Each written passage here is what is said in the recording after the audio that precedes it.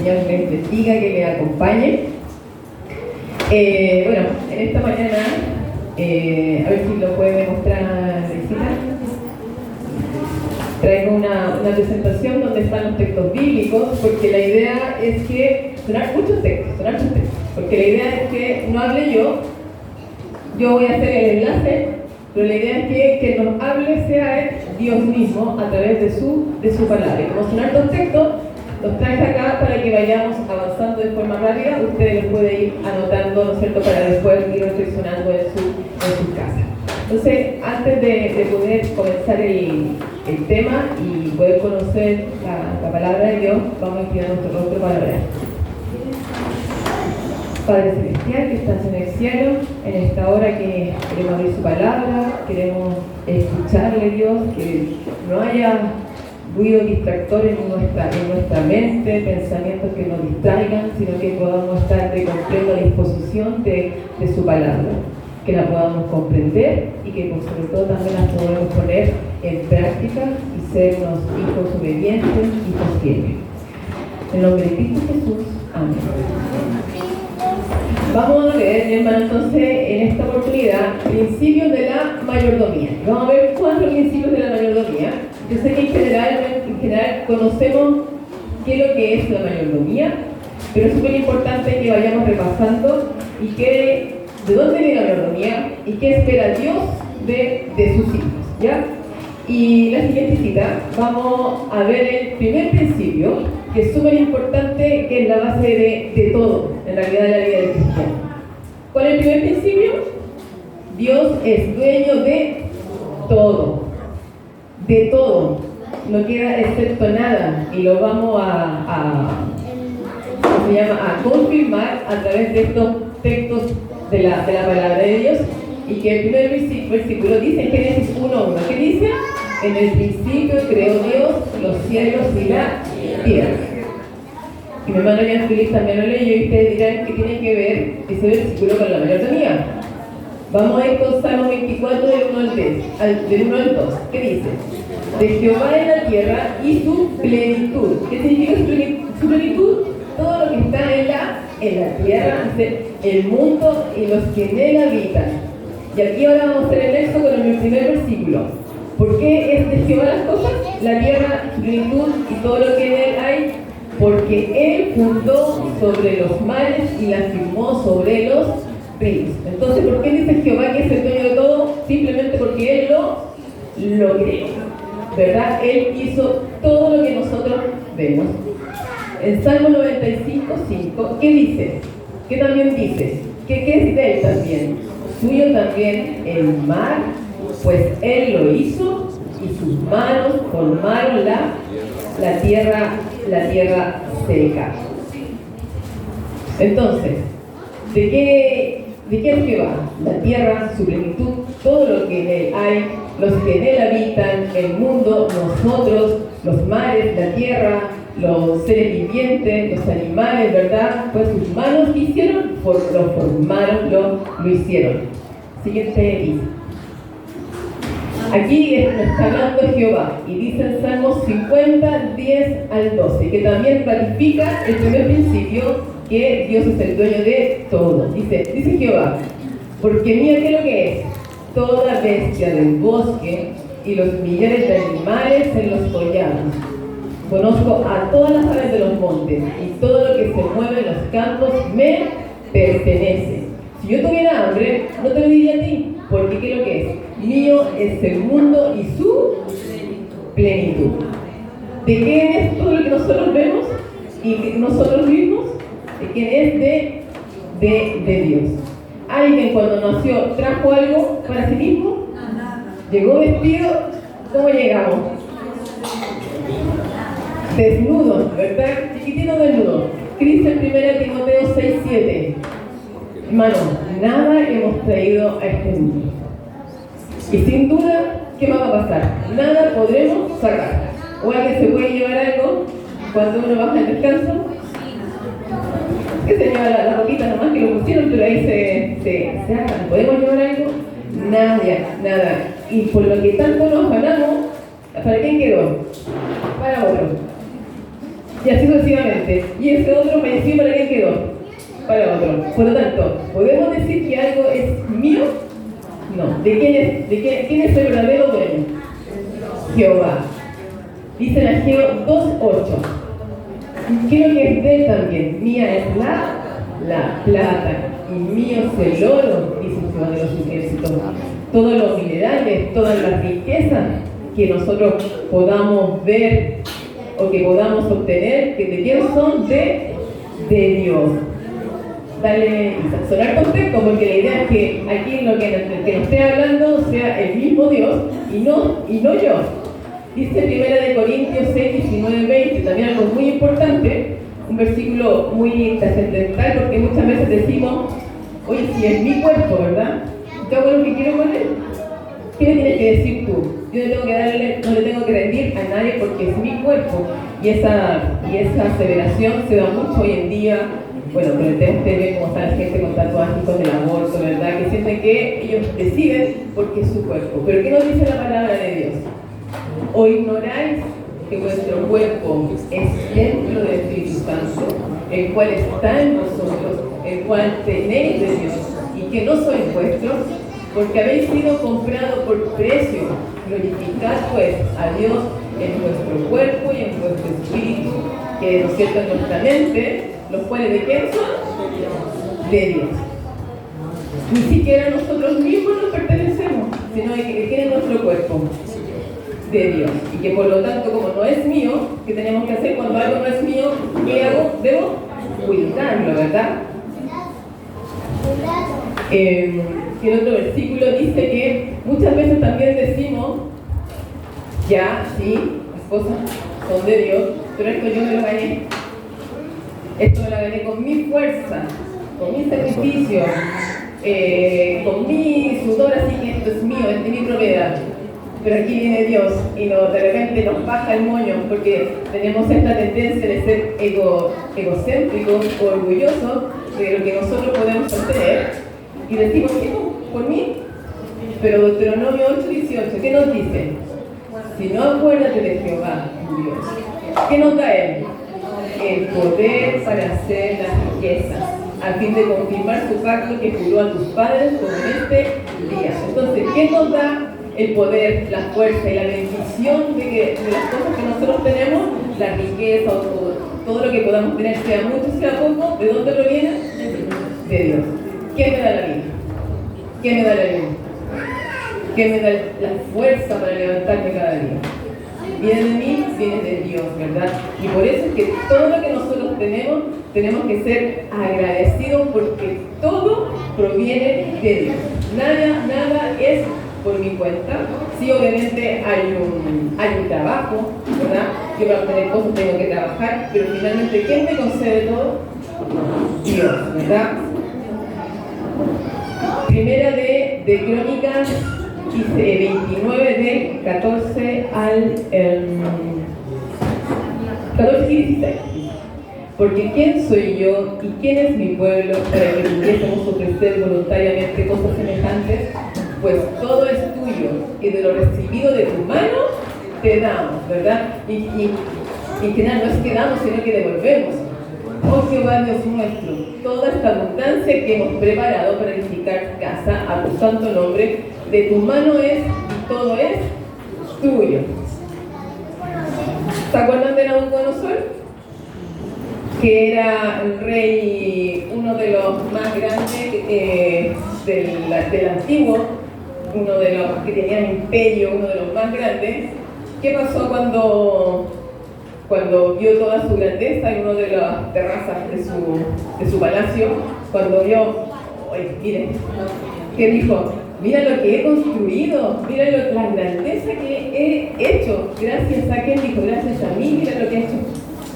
¿Qué pasó? Cuando sintió esa vanagloria, esa arrogancia de que él había hecho las cosas, ¿qué le pasó a Nabucodonosor? Dios le quitó la razón y se volvió como animal. Entonces las cosas que tenemos son por mí, son por bendición de Dios, porque Dios permite que tengamos las cosas o lo que nosotros podamos obtener en la vida. Solo porque Él nos bendice o permite es que podemos nosotros tener riqueza, poder tener lo que nosotros hoy día tenemos. Entonces, el primer principio que tiene que quedar súper claro, y que no solamente tiene que ver con todo en realidad, con la vida cristiana, es que Dios es el Todopoderoso, es el Creador y por lo tanto dueño de todo. El segundo principio, ¿qué dice? Si Dios es el dueño de todo, todo le pertenece, todo lo que yo tengo le pertenece, ¿qué somos nosotros? Somos administradores de lo que le pertenece a Dios. Génesis 1:28, ¿qué dice la palabra de Dios? Y los bendijo Dios y les dijo: fructificad y multiplicaos, llenad la tierra y sojuzgadla, que significa someterla, y señoread en los peces del mar, en las aves de los cielos y en todas las bestias que se mueven sobre la tierra. Génesis 2:15 dice: tomó pues Jehová Dios al hombre y lo puso en el huerto de Edén para que lo labrara y lo guardase. Entonces, ¿qué tenían que hacer nuestros primeros padres, Adán y Eva? ¿Qué responsabilidad les dio Dios a Adán y Eva? Y que por lo tanto, al darles esa responsabilidad a ellos, esa misma responsabilidad también recae sobre todos sus descendientes, ¿verdad? ¿Qué tenían que hacer? Cuidar lo que era de Dios. ¿Y qué es cuidar lo que es de otra persona? Es ser administrador, o que lo que nosotros también conocemos como mayordomo. Él era cierto el administrador de Dios, él era administrador de la propiedad que le pertenecía a otro. Entonces somos administradores. Pero, ¿cómo tiene que ser el administrador? ¿Cuál es el carácter que tiene que tener? Tiene que tener un administrador de las cosas de Dios, o en general de las cosas de otra persona. ¿Qué dice 1 Corintios 4:2? ¿Cómo que tiene que ser un administrador?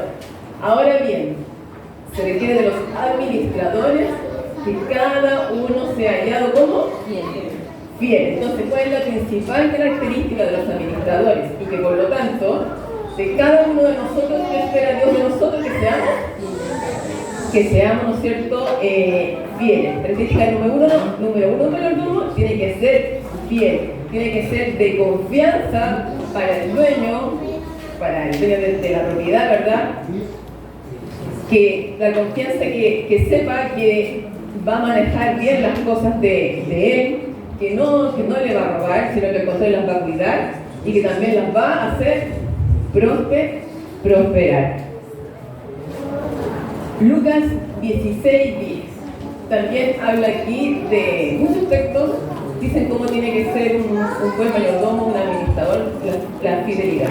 Lucas 16:10 habla de la parábola del mayordomo infiel. Y dice que el que es fiel en lo muy poco, también en lo más es fiel. Y el que en lo muy poco es injusto, también en lo más es injusto. Muchas veces nosotros pensamos que las poquitas cosas como de esta vida, si yo soy fiel, voy a ser fiel a las grandes cosas de esta vida. Pero también lo que quiere decir estos versículos, y que tiene relación también si uno lee toda la parábola, es que si nosotros somos fieles aquí en esta esfera, en la esfera humana, también vamos a ser fieles en las cosas más grandes, en las responsabilidades, en todo lo que nos tiene Dios preparado para el reino.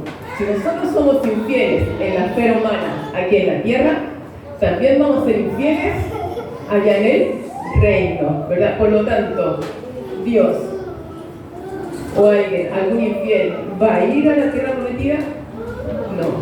El que es fiel aquí, dice Jehová, el que es fiel aquí, en lo muy poco, en esta esfera mucho menor, en esta esfera humana, dice que en lo más será fiel en las cosas grandes, en la esfera divina. En Mateo 25:23 también recalca esto de la fidelidad, que tiene que ver acá con la parábola de los talentos, ¿verdad? Que a uno le dio 5, a uno le dio 4, y a otro le dio 1. ¿Qué le dijo al que había hecho crecer el patrimonio del dueño? Le dijo, su señor le dijo, bien, Buen siervo fiel, sobre poco has sido fiel, sobre mucho te pondré, entra en el gozo de tu Señor. ¿Cómo tiene que ser un administrador? Bien. ¿Y qué vamos a salir de beneficio? Vamos a entrar en el gozo del Señor. ¿Hay algo más rico, más agradable, más en paz, de más dicha que estar en el gozo del Señor? No, ¿verdad? Pero para entrar en el gozo del Señor, ¿cómo tenemos que actuar? ¿Cómo tenemos que ser? ¿Cómo tienen que ser sus hijos? Fieles, ¿verdad? El segundo dice, que está relacionado a la palabra de los talentos, aquel que le dio un talento, ¿qué hizo? Que le dio uno. Luego lo tomó, lo escondió porque dijo, oye, mi jefe es como se llama, es de deber, así que, y si lo pierdo, voy a quedar peor. Así que lo escondió y regresó el dueño de todo para ver cómo habían administrado los recursos que le había dado, los talentos que le había dado, que el talento en ese momento era el dinero, que le dijo aquel que lo había enterrado. Por tanto, debías haber dado mi dinero ¿a quién? A los banqueros. Y al venir yo hubiera recibido lo que es mío con los intereses. ¿Déjame leer el versículo, Isa? Mateo 21:34, y ahí lo voy a relacionar también con el versículo que leímos recién. Y cuando se acercó el tiempo de los frutos, envió sus siervos a los labradores para que recibiesen sus frutos. Aquí hay algo también que muchas veces no reflexionamos. Dios, al ser administradores, no espera que le entreguemos lo mismo que nos ha dado. Él que espera que hagamos crecer lo que nos ha dado, que lo desarrollemos, que lo multipliquemos. Por lo tanto, si Dios me da un talento, cuando Él venga, ¿va a estar contento porque yo mantuve ese talento? ¿Qué tenía que hacer a los bienes del Señor? Multiplicarlo, fructificar. Si a mí me da un talento, yo no me puedo quedar, ser mediocre y quedarme con un solo talento. Yo tengo que multiplicarlo, tengo que, si yo aprendí a tocar el piano una canción, me voy a quedar con la canción toda la vida. Yo tengo que aprender más, tengo que ser la mejor.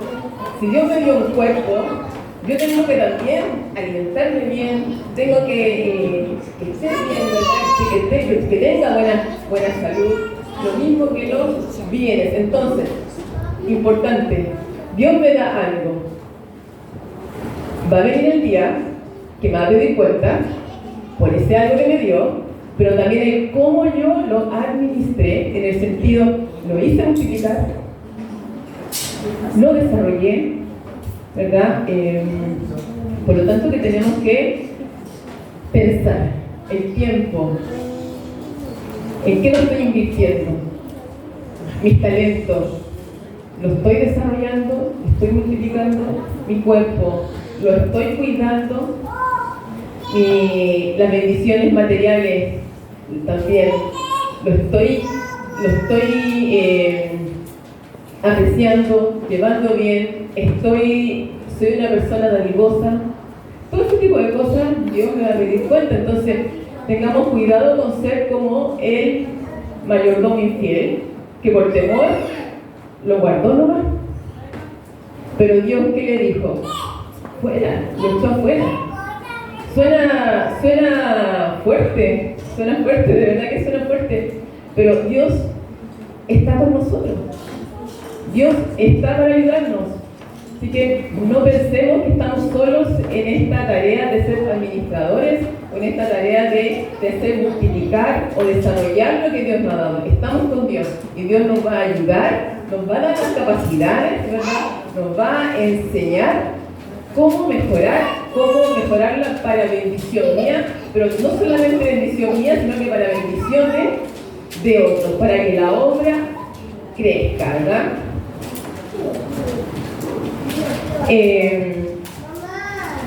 ¿Hay algo? No vaya a ser que sea lo mismo que sale en Lucas 16:2. Entonces le llamó y le dijo: ¿qué es esto que oigo acerca de ti? da cuenta de tu mayordomía, porque ya no podrás más ser mayordomo, al mayordomo infiel. ¿Qué le pasó? Le quitó, ¿no es cierto?, esta bendición de ser su mayordomo, porque lo escondió, lo mantuvo igual. La siguiente.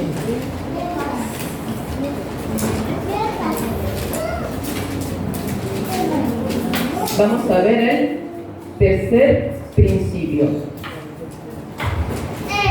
Dice, ¿vimos cuál era el primero? Dios es dueño de una porción de todo. ¿Ya? El segundo principio, ¿qué somos nosotros? Administradores. ¿Cómo tiene que ser el carácter del administrador? Bien, ¿verdad? Bien ante todo. Y el tercer principio es, Dios ha reservado una porción que es suya exclusivamente. Aunque todo le pertenece a Dios, ya lo vimos en muchos versículos y hay muchos más para que ustedes puedan estudiar en su casa, todo es de Dios.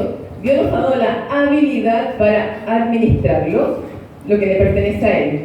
Pero hay una porción que no es para nosotros administrar. No nos compete, a mí no me compete administrar esa porción que Dios ha reservado para Él exclusivamente. Porque es una porción santa, que solamente le corresponde a Dios. Vamos a ver Génesis 2, 16 y 17. Y mandó Jehová Dios al hombre, diciendo, de todo árbol del huerto podrás comer, mas del árbol de la ciencia del bien y del mal no comerás, porque el día que de él comieres, ciertamente morirás. ¿Qué podía hacer Adán y Eva? Comer de todo, ¿verdad? Administrar todo, disfrutar de todo. Pero hubo una sola cosa que se reservó Dios. ¿Qué lo que era? Que no podían, ¿verdad?, tocar, administrar, hacer uso de ¿qué? De este árbol de la ciencia, ¿no es cierto?, de el bien y del mal. El hombre no tenía derecho a usarle ninguna capacidad administrativa tenía sobre este árbol. Y en lo que respecta a nuestras finanzas, también pasa lo mismo. Dios se ha reservado una parte que es exclusivamente para Él y no para nosotros administrar. ¿De qué estamos hablando? Del diezmo, ¿verdad? Esta es una parte santa, sagrada. Dios es el dueño de todo. Dios me da todo lo que yo necesito y de todo lo que me da, el 90% yo lo administro como bien estime conveniente, de acuerdo a la luz que Dios me ha dado, pero ese 10% no tengo la capacidad, no tengo el derecho a tener posesión o hacer lo que yo quiera respecto a ese 10%. Y se ha escuchado, y muchas veces se escucha, es mucha plata la que estoy dando. Porque quizás hay un sueldo mayor y sale, uy, el 10% es mucho. Pero si lo llevamos al terreno humano, si ustedes se asocian con alguien y ese alguien, imagínense que el dueño le da el equipamiento, le pasa a los trabajadores, le da el capital para invertir, le da todo. Ustedes solamente están ahí administrando. Y ese que es dueño de todo le dice, mira, este va a ser el negocio, mi socio. Tú, de todo lo que genera esta empresa, el 90% es tuyo, dame el 10%. ¿Qué dirían ustedes? Buen negocio, ¿no? Estoy ganando, pero por todos lados. Lo mismo también sucede en las cosas de Dios. Dios me da, pero todo para disfrutar. El 90% yo lo utilizo, lo ministro para mis bienes, para mis necesidades. Pero el 10% es de Él, no es mío, no me corresponde tocarlo. Muchos también relacionados a esto dicen, oye, pero si todos los días son de Dios, ¿es verdad o no? ¿Todos los días son de Dios? Claro que sí, pero un día es santo. Todos los días son de Dios, pero un día es santo. Es el día sábado, de puesta a puesta de sol, que de repente no olvidamos cuánto dura el día. De puesta a puesta de sol, es santo, no me pertenece, por lo tanto, ¿yo debo hacer lo que yo quiera? No, ¿verdad? Lo que Dios me dice que debo hacer. Y Y no es cosa como de imponerse, y también todo lo que Dios nos dice o nos pide es para mi beneficio. Inclusive, este 10% que Dios me está pidiendo es para mí bien. Dale, visita. Levítico 27:30 dice: y el diezmo de la tierra, así de la simiente de la tierra como del fruto de los árboles de Jehová es cosa dedicada a Jehová. Entonces, el diezmo, ¿para qué lo que es? Cosa dedicada a Jehová. Pero es que el diezmo era para el pueblo de Israel nomás. Así como el día sábado, el diezmo también está de mucho antes que de Sinaí, ¿verdad? Que la expulsión que tuvieron en el desierto, que nos dice Génesis 14, del 18 al 20. Entonces Melquisedec, rey de Salem, el sacerdote del Dios Altísimo, sacó pan y vino y le bendijo, diciendo: bendito sea Abraham del Dios Altísimo, creador de los cielos y de la tierra, y bendito sea el Dios Altísimo, que entregó a tus enemigos en tu mano. Y le dio a Abraham los diezmos de todo. Abraham, ¿cuánto tiempo estuvo ahí? Era contemporáneo de Moisés. Tuvo cientos de años antes de Moisés. Por lo tanto, el tema del diezmo no es algo que lo dio Moisés exclusivamente para el pueblo de Israel, sino que viene desde antes, ¿verdad? Así como el día sábado. Jacob también, que dijo: y esta piedra me he puesto por señal, será casa de Dios, y de todo lo que me dieres, el diezmo apartaré de ti. ¿De una parte debo dar el diezmo? Dice que de todo lo que Dios me da, de todas las bendiciones que Dios me da, ¿qué debo yo hacer?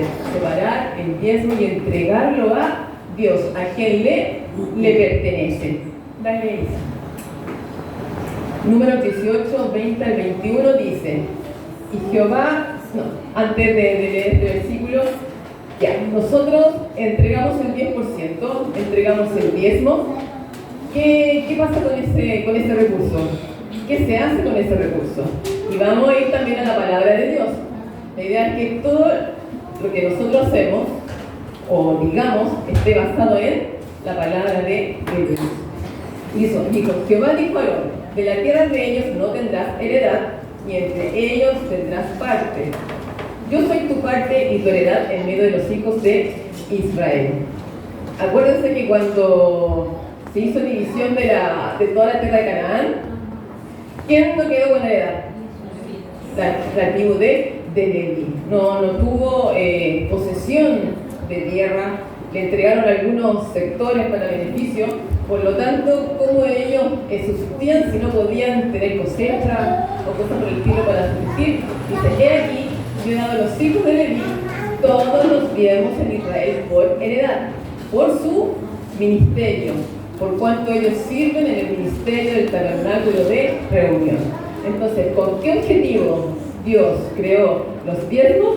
Para ser utilizados ¿en qué? En su obra, ¿verdad? En su ministerio.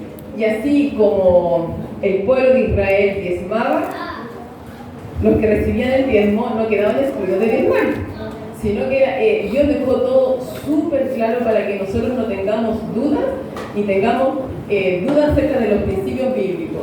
Dice: así hablarás a los levitas y les dirás: cuando toméis de los hijos de Israel los diezmos que os he dado de ellos por vuestra heredad, vosotros presentaréis de ellos en ofrenda mecida a Jehová, el diezmo de los 10.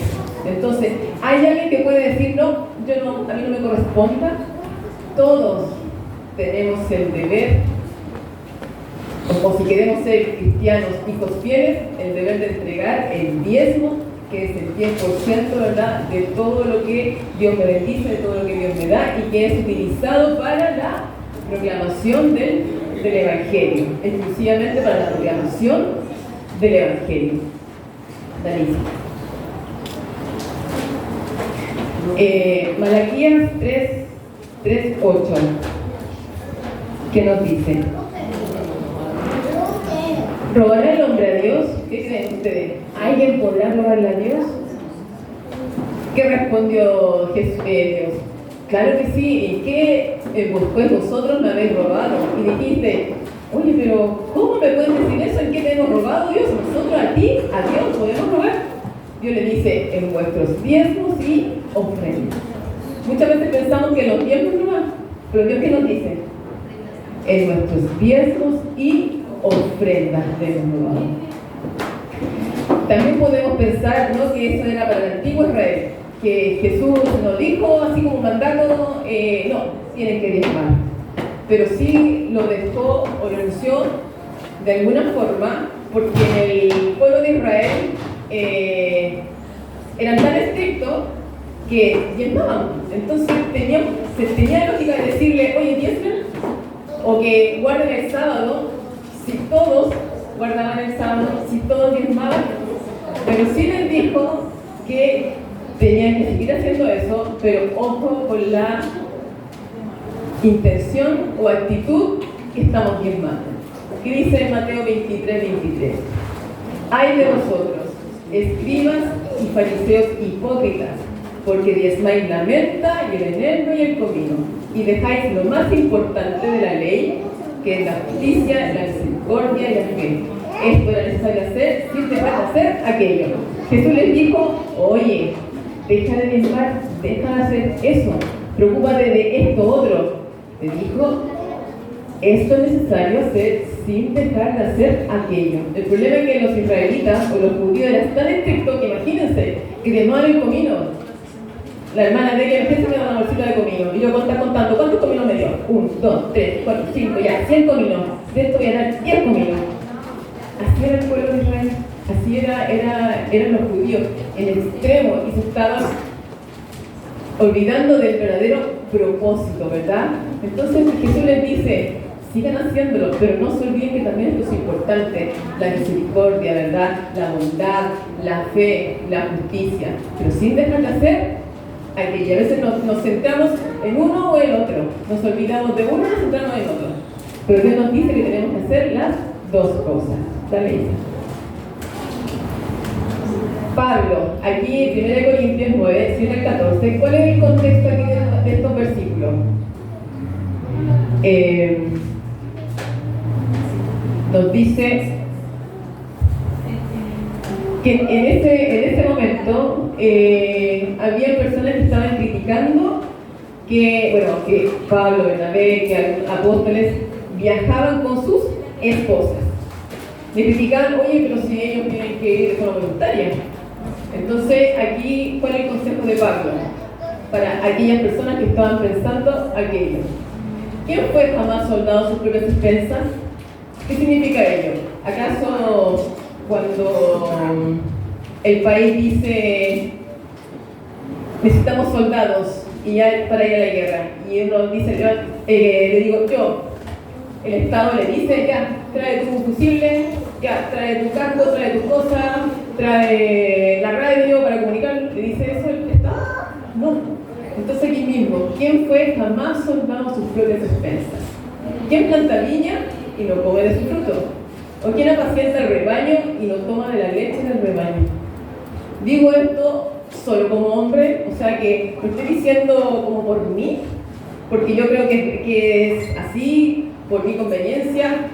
No, claro que no dice esto también la ley, y se va al principio bíblico. Porque en la ley de Moisés está escrito, no pondrás bozal al buey de cría. Bueno, ustedes han visto, de repente hacen como las fiestas costumbristas, en este caso caballos, ¿no es cierto?, como están trillando, ¿verdad?, pisan el trigo. Aquí habían algunos que le ponían bozal al buey.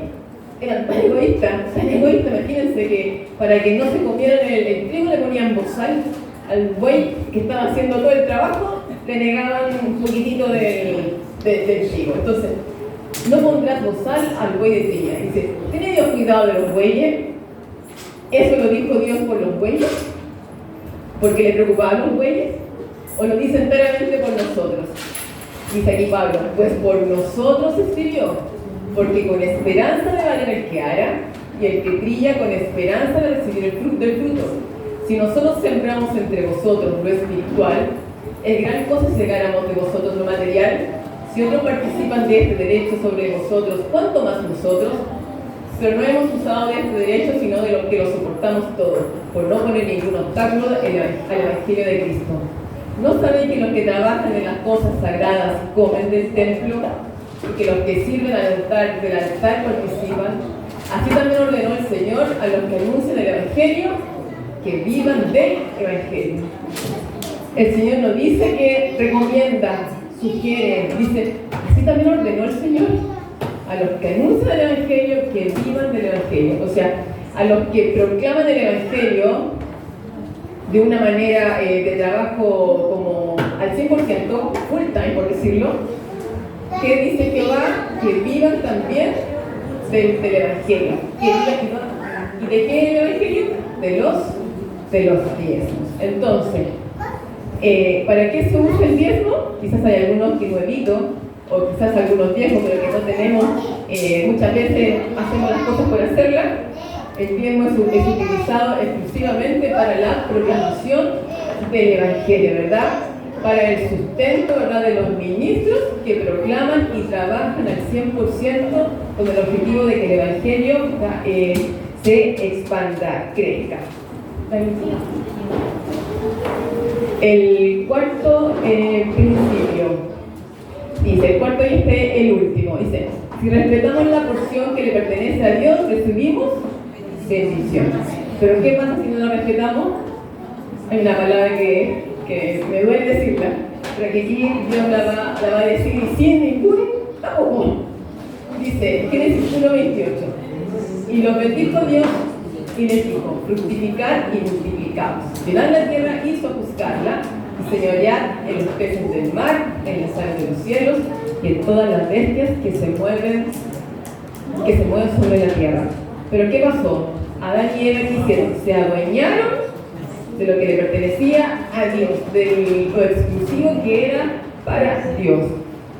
Robaron, por decir, robaron el diezmo, porque se apropiaron de lo que no era de ellos, que Dios dijo que se lo reservó para ellos.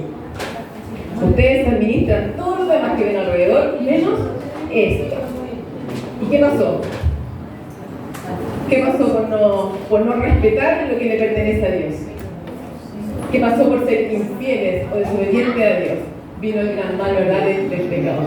¿Qué le pasó a Acán? Hace muy poco estuvimos viendo en la escuela sabática el trimestre pasado Acán.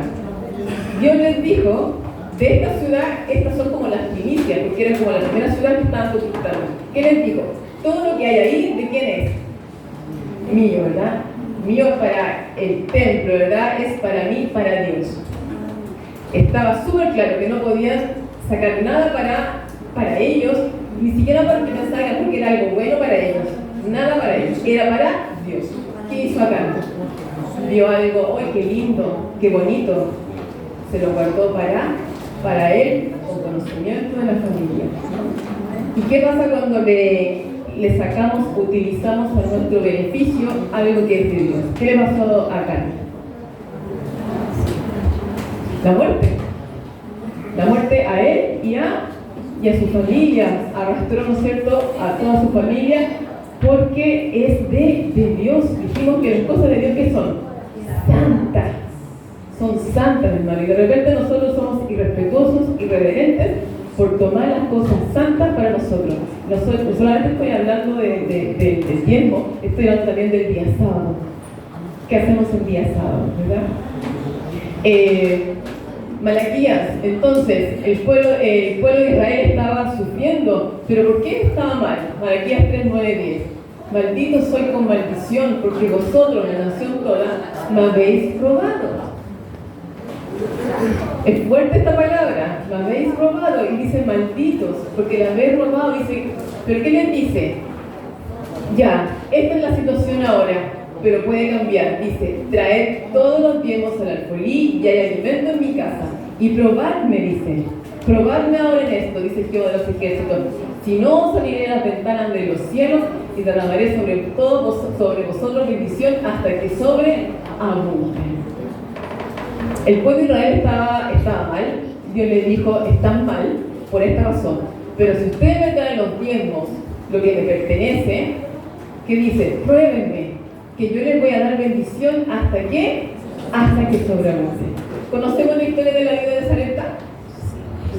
La vida de Sarepta, ¿no es cierto?, lo encontró el profeta Elías, un mensajero de Dios, que estaba la vida recogiendo unos palitos porque iba a hacer unas tortillitas, porque le quedaba un poquito de aceite, un poquito de harina,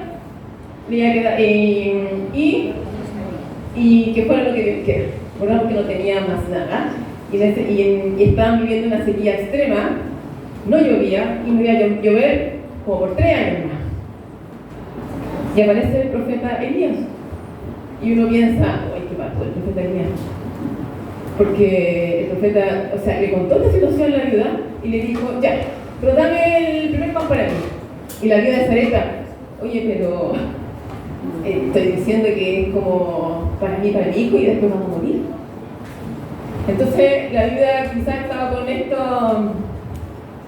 y el hombre de Dios, Elías, les dijo que si le daba a él, iba a traer bendición, ¿verdad? No le iba a faltar.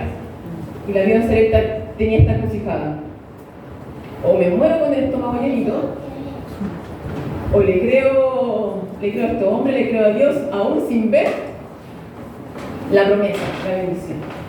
¿Qué pasó con esta viuda? Creyó, ¿verdad?, en la promesa de Dios, le dio la carta al hombre de Dios, que aquí simboliza el diezmo, se lo dio, ¿no es cierto? Y la bendición vino. Por 3 años, mi hermano, que me lo dio, por 3 años que tenía solo para tener un par de tortillas y después morirse. Por 3 años no le faltó a Dios. ¿Por qué? Dice, probadme ahora en esto, probadme, porque abriré la ventana de los cielos y derramaré sobre vosotros bendición hasta que sobreabunden, hermano.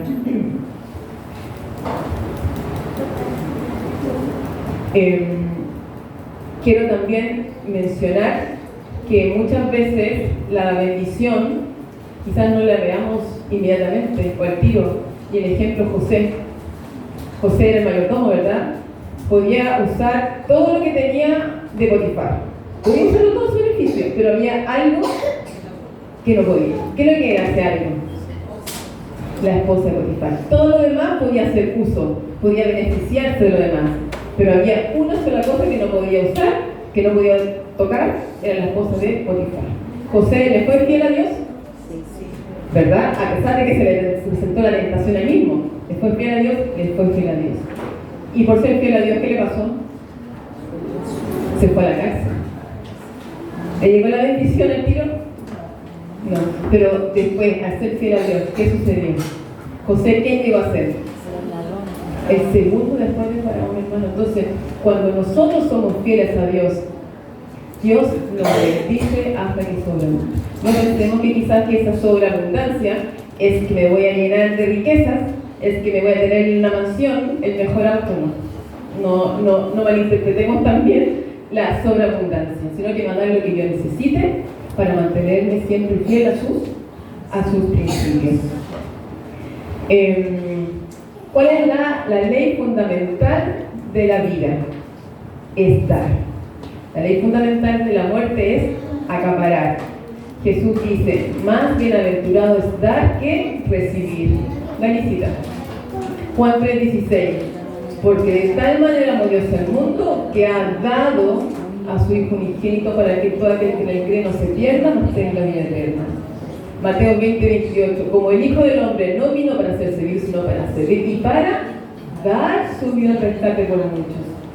Dar y se os dará medida buena, apretada, remecida, rebosando, dará en vuestro regazo. Porque con la misma medida con que medís, os volverán a medir. Dios nos invita a ser desprendidos, a dar, a ser bondadosos. Así como Dios dio y dio que lo más preciado, también nosotros tenemos que dar. La viuda en el templo dio todo lo que tenía y la dio sufriendo, la dio amargada, la dio con gozo. Y aquellos que dieron lleno, que sonaban las monedas, ¿qué les dijo? Les dijo ahí a sus discípulos, les dijo que esta viuda había dado mucho más que los otros, porque aquí hay una frase, dice que el sacrificio no se mide por lo que damos, sino por lo que queda después que damos. Esta viuda no es en términos de cantidad, sino en calidad. En cambio nosotros dieron de su abundancia. Ella dio todo lo que tenía, ella sacrificó. Ellos no, porque dieron lo que le sobraba. Entonces, cuando dio, no había ningún sacrificio, porque dio lo que le sobraba. Dale, Isa, vamos con los últimos textos. 1 Timoteo 6, 9, 10. Porque los que quieren enriquecerse caen en tentación y lazo y en muchas codicias necias y dañosas que hunden a los hombres en destrucción y perdición. Porque raíz de todos los males es el amor al dinero, el cual codiciando algunos se extraviaron de la fe y fueron traspasados de muchos dolores. ¿El dinero es el problema? ¿Cuál es el problema? El amor. El amor al dinero, es donde yo pongo mi seguridad, ¿verdad? Ese es el problema. Y Dios, y como nos conoce, porque somos tendientes a poner mi seguridad en las cosas, en las riquezas, que eso me va a ayudar en muchas cosas, dice, no os hagáis tesoros en la tierra, donde la polilla y el orín corrompen, y donde ladrones minan y hurtan, sino haceos tesoros en el cielo, mi hermano, donde ni la polilla ni el orín corrompen, y donde ladrones no minan ni hurtan, porque donde estuviera vuestro tesoro, allí estará vuestro corazón. ¿Dónde tiene que estar nuestro tesoro? ¿Dónde tiene que estar nuestra mente? En las cosas de arriba, ¿verdad? En las cosas celestiales, mi hermano, porque tenemos que sacar la idea de que nuestra seguridad está en las cosas que yo tengo. Porque pronto, ¿en qué tiempo estamos viviendo? Al final, ¿verdad? ¿Qué va a pasar pronto? Vamos a ver esas cosas. No vamos a tener quizás el auto, quizás no vamos a ver la casa. ¿Y qué vamos a hacer? Y nosotros que en el corazón dependimos de aquello, nuestra entereza, nuestra seguridad, tiene que estar en las cosas de Dios, ¿verdad? Y nuestros recursos también utilizarlos en las cosas de Dios. Dice que arrojarán su plata en las calles y su oro será desechado. Ni su plata ni su oro podrá librarlos en el día del furor de Jehová. No saciarán su alma ni llenarán sus entrañas, porque ha sido tropiezo para su maldad. No va a servir de nada el dinero que podamos tener en los tiempos finales. De nada, porque no va a poder utilizarlo. Recuerdo que tampoco no va a poder ni comprar ni vender. Entonces, ¿dónde tiene que estar nuestro fundamento, nuestra fe? En Dios, que es el dueño de todo. La iglesia es grandemente bendecida cuando la iglesia respeta lo que le pertenece a Dios. No solamente la iglesia, sino que en forma particular. Cada uno somos muy bendecidos cuando respetamos lo que le pertenece a Dios. Y es dadivosa hasta el punto de sacrificar. Y eso es lo que Dios quiere para nosotros, para nuestra vida y para esta iglesia. Vemos un espíritu de sacrificio, no lo que nos sobra, sino mucho más allá. Y Dios siempre se encargará de bendecir. Entonces, ¿cuáles son los 4 principios que vimos? Dios es dueño de todo. ¿Qué somos nosotros? Administradores. ¿Cómo tenemos que ser? Fieles. Y el cuarto, ¿cuál era? Que si nosotros damos, o sea, entregamos lo que le pertenece, somos bendecidos. Si nosotros utilizamos lo que debe lo santo para mi beneficio, vamos a tener, es dura la palabra, pero no va a ir bien. Bendición, ¿verdad? Dice clarito la palabra de Dios. Seamos fieles a Dios, oremos para que Dios nos ayude a ser mayordomos fieles, ser siervos de fieles en todo, hermanos. No nos quedemos solamente quizás con el dinero. ¿Qué está pasando con nuestro tiempo? ¿Qué estoy haciendo las 16 horas? Dejemos lo otro en dormir. ¿Qué estoy haciendo con estas 16 horas? ¿Qué estoy haciendo con mi cuerpo? ¿Cómo lo estoy cuidando? Con mi riqueza. ¿Qué estoy haciendo con todo ello? Porque, mi hermano, va a llegar el día, va a venir un tribunal, no humano, divino, que me va a pedir cuenta. ¿Qué hice con las bendiciones que me dio Dios? Entonces pidámosle a Dios que nos dé la sabiduría, que nos dé la confianza en Él para administrar los recursos que Él nos ha dado el 90% y que ese 10% es de Dios, que yo no lo debo tocar. Y Dios me va a decir, entra en el gozo de tu Señor. Dios me va a venir a buscar y vamos a poder seguir siendo fieles en el cielo, porque aquí en la tierra aprendí a ser fiel. Que el Señor me bendiga. Amén.